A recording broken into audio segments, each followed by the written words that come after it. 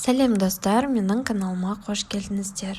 Егер сіздердің магазиндеріңіз немесе өздеріңіздің айналысып жүрген жеке бизнестеріңіз болса, соған қалай логотип жасаймыз, соны үйренетін боламыз.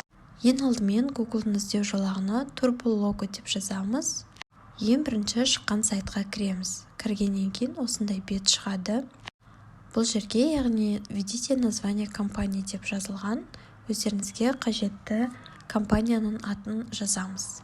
Мен мысал ретінде, яғни клубника шоколад деп жазамын. Егер осы бизнес түрмен айналысатындар болса, солай жазсаңыздар болады. Және де категория таңдаймыз. Бұл яғни клубника шоколад қайсына жатады.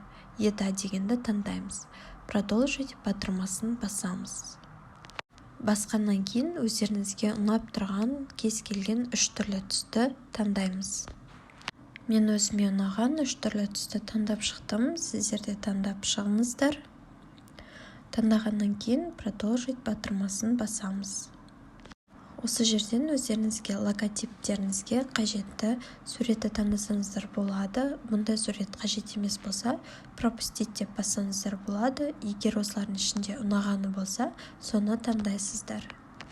Мен пропустить батырмасын бастым. Менде осылай регистрация жасау қажет деп шықты. Регистрация жасадым, яғни Google аккаунт арқылы регистрацияны тіркедім.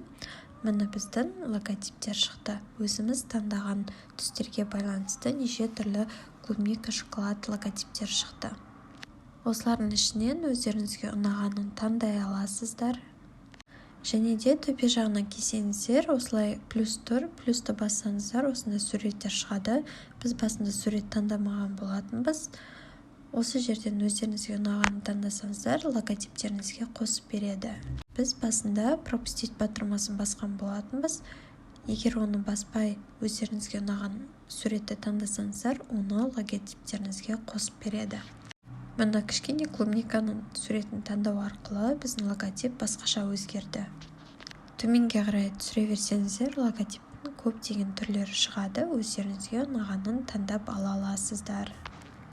Енді сіздермен басқа логотип жасап көреміз. Енді клубниканың орнына, яғни DD женская одежда деп таңдаймыз. Категориялардың ішінен одежда дегенді таңдаймыз. Және де, яғни әйелдер киіміне арналған логотипті жасайтын боламыз. Өздеріңізге ұнаған 3 түрлі түсті таңдайсыздар. Таңдағаннан кейін продолжить батырмасын басамыз. Түстерді таңдаған кезде, егер сіздердің магазиндеріңіз белгілі бір түске сай келетін болса, сол түске қарай келтіріңіздер. Енді келесі кезекте осындай суреттер, картинкалар таңдайтын боламыз. Киімге қатысты 5 түрлі картинканы таңдап шығамыз. Өздеріңізге ұнағанын таңдасаңыздар да болады.